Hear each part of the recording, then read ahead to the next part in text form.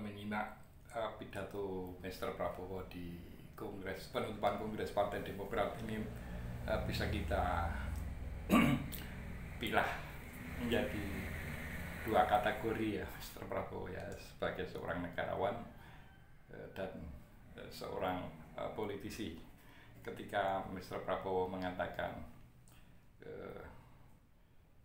di samping saya ada our former presiden, dua former presiden, itu mengatakan hanya orang yang bodoh yang tidak mau belajar dengan 20 tahun pengalaman yang dilakukan oleh dua presiden gitu ya. Itu tentu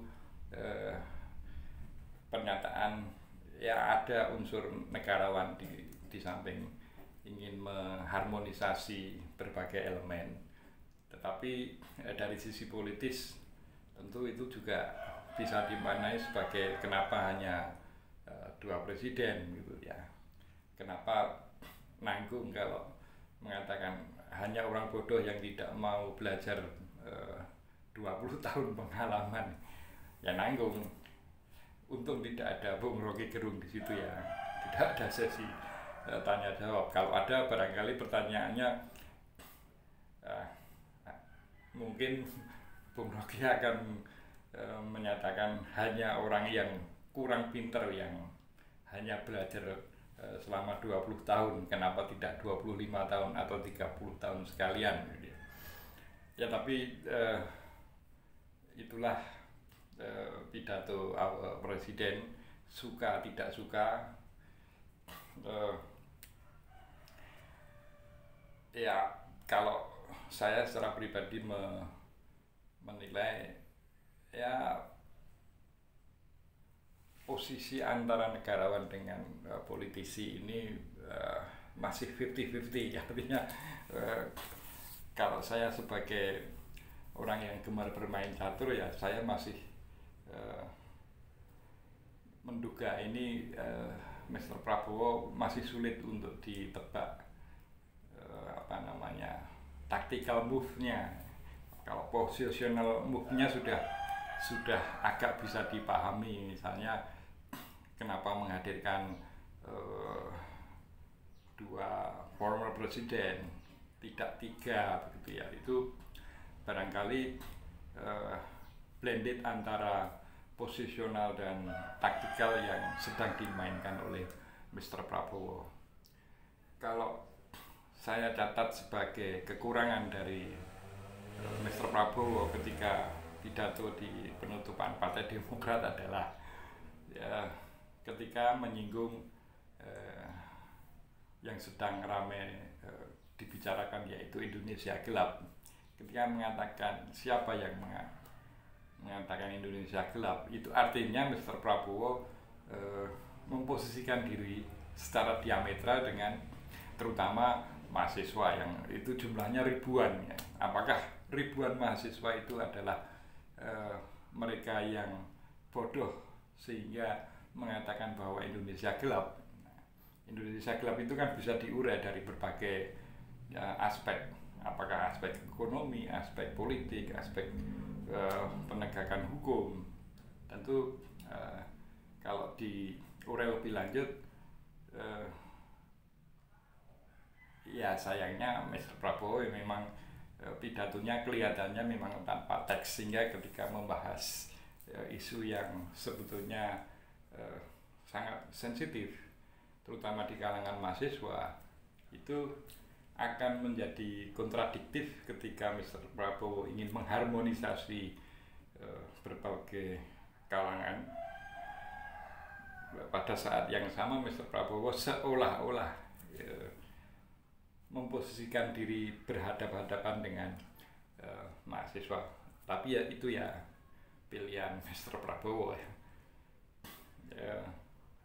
Saya kira tidak hanya mahasiswa, seperti kemarin anaknya almarhum Gus Dur, Yeni Wahid, itu juga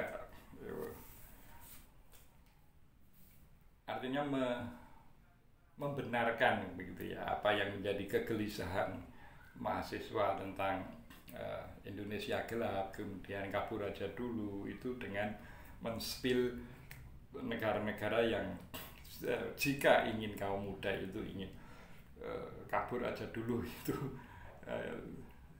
Mbak Yeni Wahid justru memberikan informasi negara-negara yang bisa dijadikan tujuan kabur aja dulu.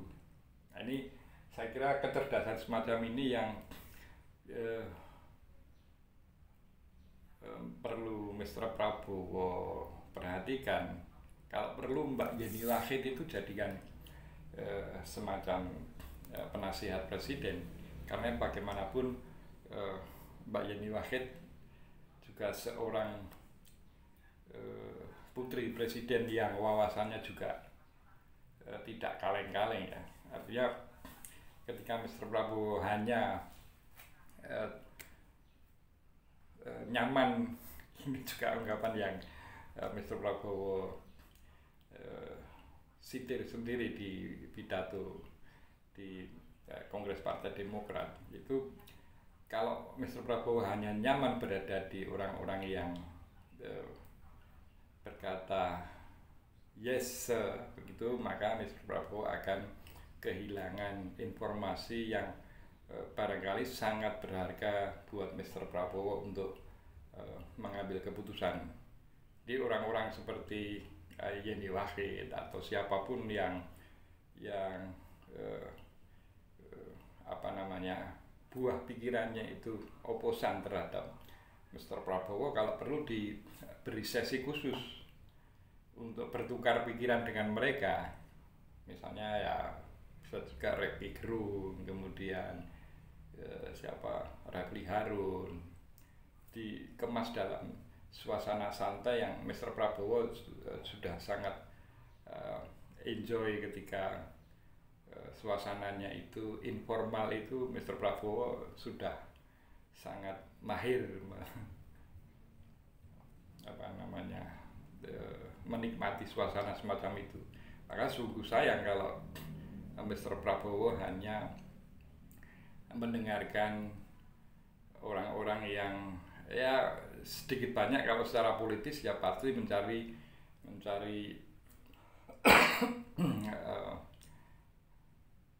benefit yang seringkali bersifat pragmatis ya. Jadi ya, tapi itulah Bapak Presiden dengan untuk sementara ini masih sulit saya prediksi apakah dia dominan negarawan atau dominan politisi atau 50-50. Ya, kita tunggu sepak terjang Mr. Prabowo selanjutnya. Salam konstitusi.